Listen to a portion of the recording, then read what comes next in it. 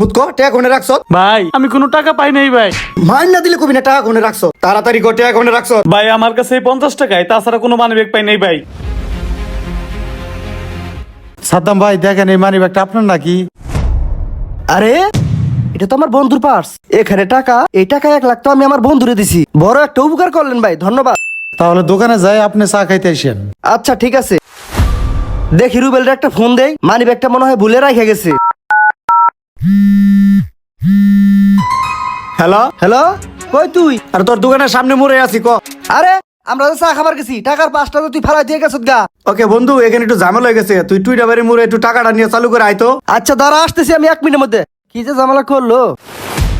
ভাই আমার অনেক বড় একটা মিস্টেক হয়ে গেছে, আমার বন্ধুর সাথে চা খাইতে গিয়ে আমি 5টা রাইখে আসছি। এ রুবেল, এরকম ভুল মাইসে করে চা খাবার যা 5টা ফালাই দিয়ে আইছো। যদি চা আলাই এখন 5টা না দিত কি করতি? যাক টাকাটা পাইছি। ভাই আমি না যাই না আপনার গায়ে হাত তুলে ফেলাইছি, আমার ক্ষমা করে দিয়েন ভাই। এই তুই কি রিক্সাওয়ালার মায়ের দূর করছ? ভাই আমি না যাই না বুঝা রিক্সাওয়ালার অনেক মার দূর করছি।